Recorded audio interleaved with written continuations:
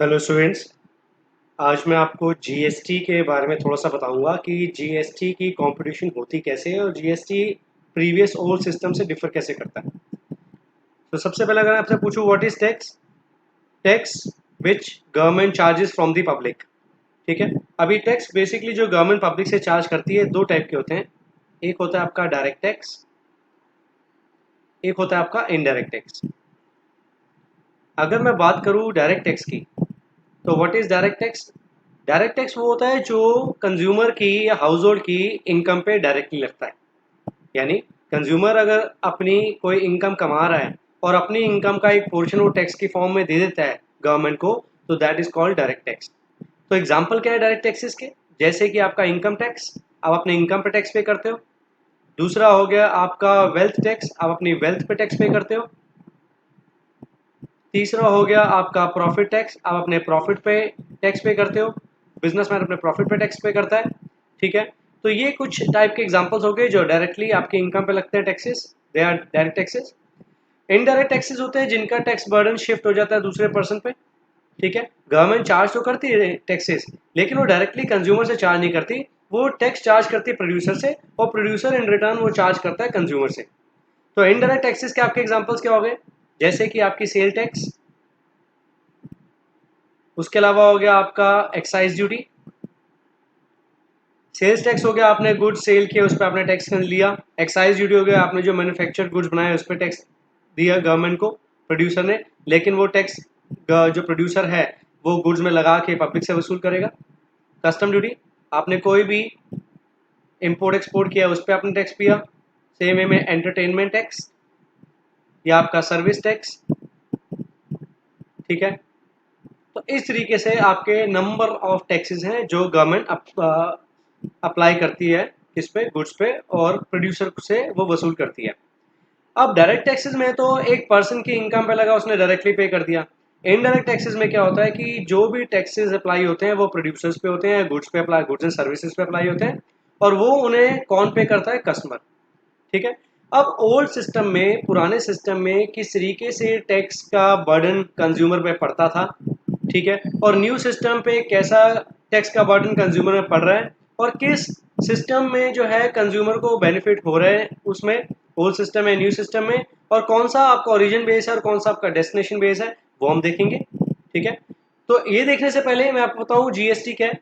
इन सारे के सारे इनडायरेक्ट टैक्सेस सम अप करके एक हमने बना दिया GST, goods and service tax. तो जो भी गुड्स और जो भी सर्विसेज हैं उन पे जो टैक्स पे किया जाएगा दैट इज कॉल्ड जीएसटी। ठीक है। और गुड्स एंड सर्विसेज आपके तीन पार्ट्स में डिवाइड है, एसजीएसटी, सीजीएसटी और आईजीएसटी। नाउ अब अगर मैं आपसे बात करूं कि ओल्ड सिस्टम और न्यू सिस्टम, अगर मैं बोलूं कि ओल्ड सिस्टम ऑफ टैक्सेशन में या न्यू सिस्टम ऑफ टैक्सेशन में क्या फर्क है, तो इसको मैं आपको एक एग्जांपल से समझाता हूं।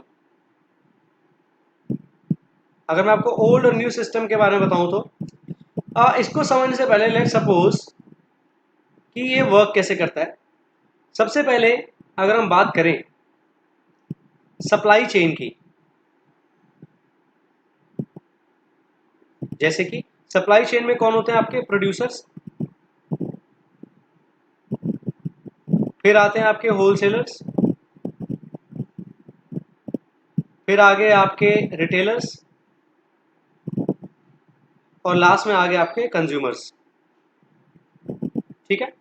तो एंड कौन है आपका, कंज्यूमर। तो अल्टीमेटली गुड्स जब पहुंचते हैं कंज्यूमर के पास और कंज्यूमर पे करता है, तो वो सप्लाई चेन का हिस्सा कैसे है, तो हम दोनों में देखेंगे, ओल्ड सिस्टम में और न्यू सिस्टम में।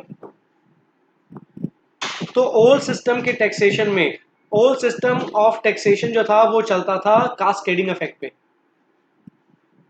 कास्केडिंग इफेक्ट का मतलब होता है टैक्स ऑन टैक्स।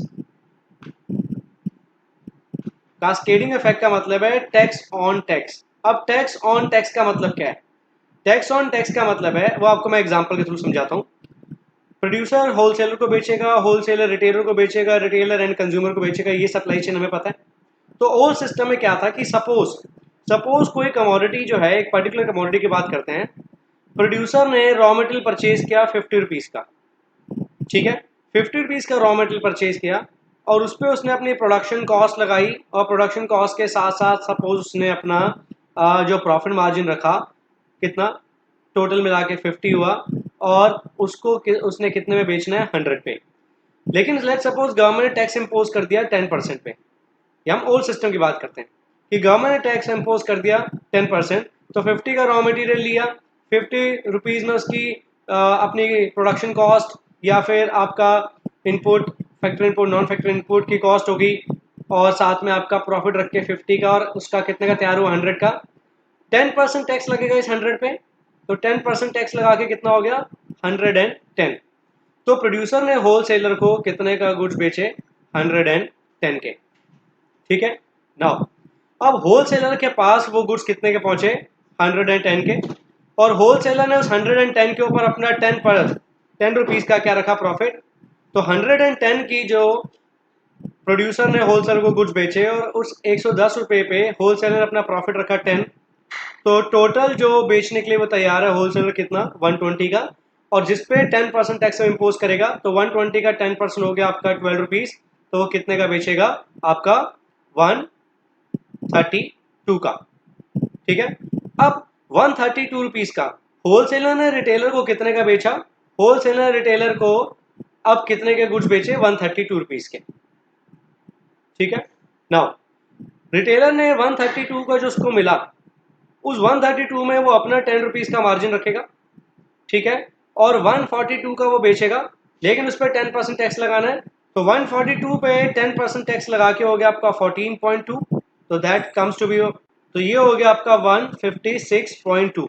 तो इसका मतलब रिटेलर ने अल्टीमेटली कंज्यूमर को कितने का गुड्स बेचे, 156.2 पे। तो यानी 110 रुपीज का जो प्रोडक्ट तैयार हुआ 10% देके, वो अल्टीमेटली कंज्यूमर तक पहुंचते पहुंचते कितना हो गया, 156.2। ठीक है। अब ये जो 156.2 का जो कंज्यूमर के पास पहुंचा, टैक्स के ऊपर टैक्स लगता गया, एक टैक्स लगा, उसके ऊपर उसने अपना टैक्स लगाया, उसने, इसको हम बोलते हैं कास्केडिंग इफेक्ट, कास्केडिंग इफेक्ट। तो कास्केडिंग इफेक्ट होता है जहां पे टैक्स के ऊपर टैक्स लगना।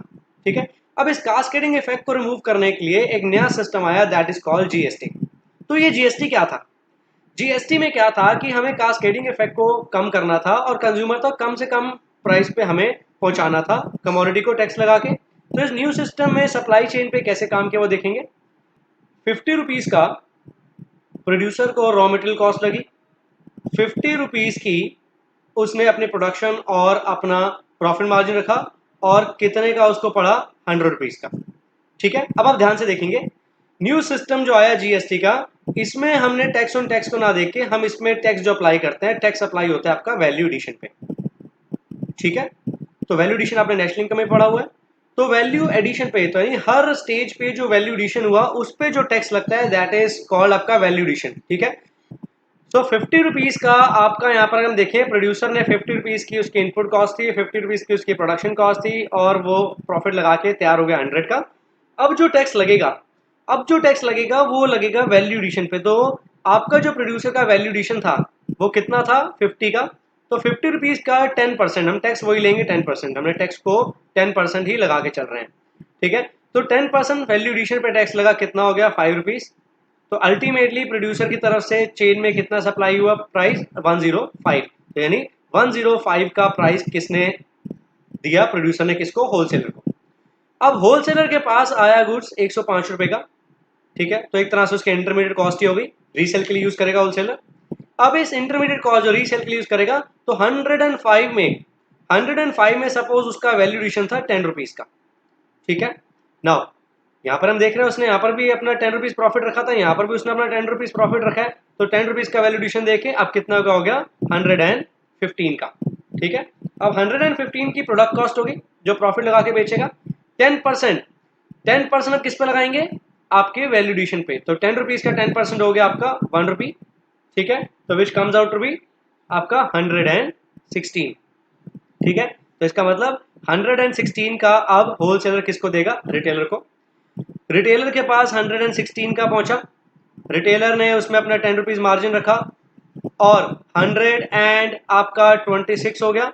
126 पे प्लस 10%, 10% किसका, वैल्यू एडिशन का, 10 रुपीज़ का 1 हो गया, तो अल्टीमेटली कितने का हो गया 127 का।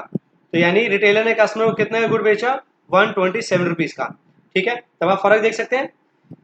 ओल्ड सिस्टम में प्रोड्यूसर ने जो सप्लाई चेन में डाला उससे कंज्यूमर तक जो पहुंचा दैट वाज 156.2, लेकिन न्यू सिस्टम जो जीएसटी में जो प्रोडक्ट 105 का प्रोड्यूसर से निकला वो अल्टीमेटली कंज्यूमर तक कितने का पहुंचा 127 रुपीज का, क्योंकि हमने कास्केडिंग इफेक्ट को यहां पर हटा दिया।